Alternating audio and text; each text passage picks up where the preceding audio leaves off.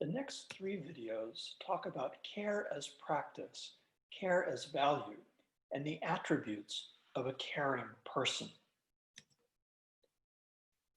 Held calls our attention to something that we don't really think so much about, and that's when we're saying goodbye to someone, we may say, take care. And what Held sees in this is the practice of cultivating relationships through caring about another person's welfare. That can be extended to the idea of cultivating relationships between groups of people in order to promote the welfare of the whole society.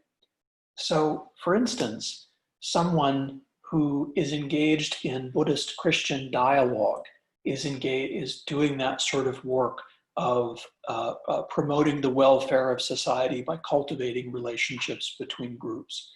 Other examples, bipartisan initiatives in Congress where Republicans and Democrats form relationships in order to work together, trade treaties between nations, people who are working on world hunger, especially when nations get together and work together in order to solve world hunger. And maybe the biggest example is the United Nations, where countries come together in order to work toward peace, to take the sort of actions that that might lead to working toward peace. Held also wants to say that the caring person, or that care as practice, has something to do with paying attention to the feelings, needs, desires, and thoughts of the people who are cared for. So she thinks of someone who's ill, disabled, elderly, maybe all three, that it's very important that we put ourselves in the person's place to understand what kinds of help they want, what degree of help they want, as well as what they would find humiliating. So you might help someone in one area, like helping them eat, but helping them go to the bathroom might be something that they're not able to accept without feeling humiliated. Also, of course, you wouldn't speak to them as you would speak to a child, although we might have a tendency to do that inadvertently. Care for self is also a very important aspect for Held of care as a practice. So we take care of ourselves so that we're strong and capable of caring for others. Without that, we have nothing to give. So I'll give you a relatively trivial example from my own life. Sometimes I teach until 7 p.m. or even 9:30 p.m.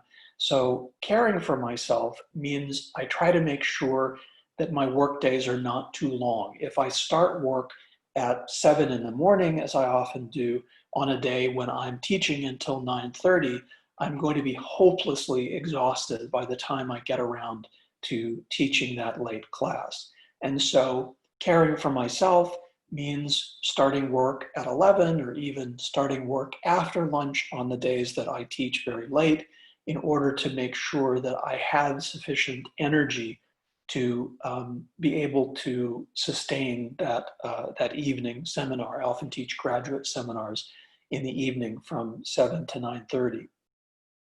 Care as a practice also has to do with shaping persons who value relationships and who value cooperative work for the good of society. And a little bit later on, I'll connect that back to something that Kant has said in connection with the formula of autonomy. Your generation has a very interesting practice of what we call large-scale, small-scale philanthropy. And that's when everybody contributes $1 to something. And you can raise thousands of dollars in a very small period of time with these $1 donations. Held also talks about relationships that are based on care and the different ways that relationships can be based on care. So obviously, a father does his job out of care, and a daycare worker does their job out of care. They might care in different ways. The daycare worker might only care for the child out of a a desire to get a paycheck. But even then, it's part of the job of the daycare worker to actually care. On the other hand, the father, best case scenario, the father does the work of caring out of love, but there are also situations where the father does that out of a sense of obligation. And the important thing for Held is that there can be these differences in caring relationships, but in this part of the reading, she's focused on care as practice. So similar to John Stuart Mill, she would focus not on the intentions or even the attitudes of the person who's giving the care, but on the results, what kind of care is being received.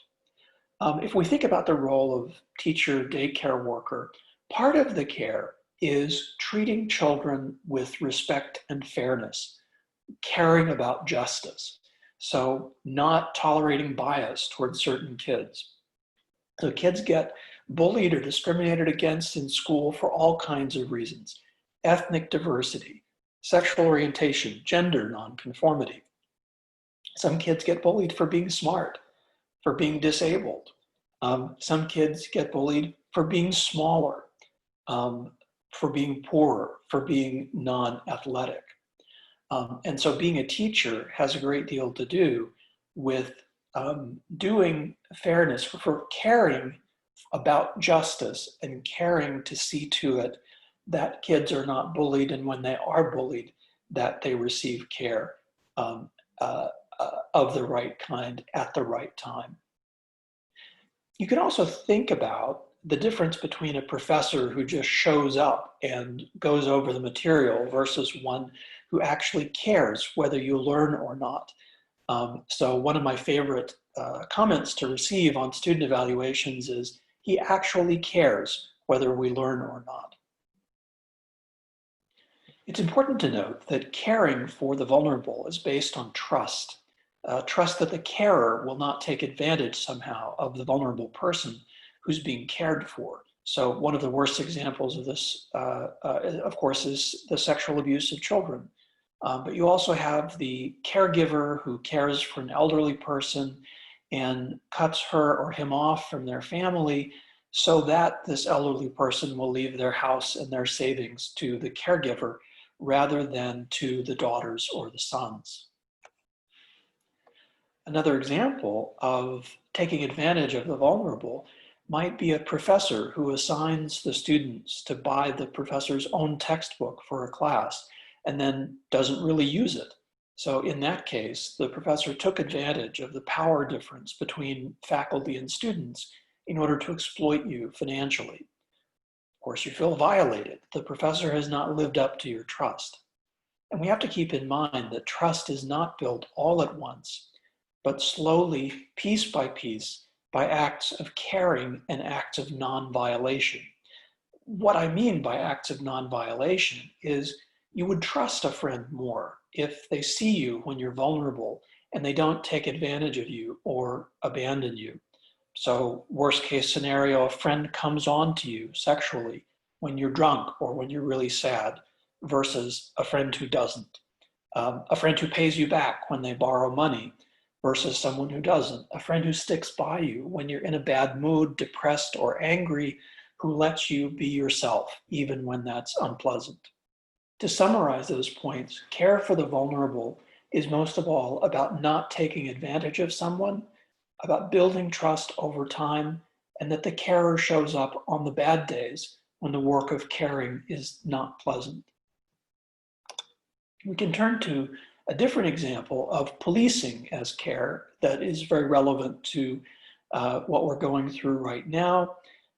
Traditionally, policing has been about law enforcement, and often police are called law officers or law enforcement officers.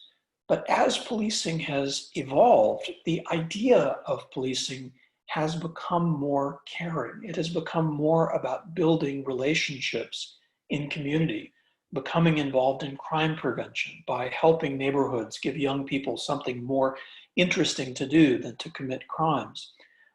Police have helped job centers, help promote job centers to reduce poverty and to increase positive activity to keep people from going to jail.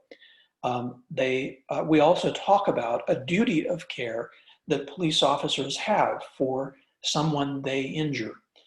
So it isn't just the person they come across on the street who's injured, but even if they injure someone in an altercation, even if the person tried to harm them, the police officer has a duty of care to get medical care for the person who's injured. Again, even if the officer is the one who has injured them. So we can think about that as we talk these days about police reform as a result of these failures of care.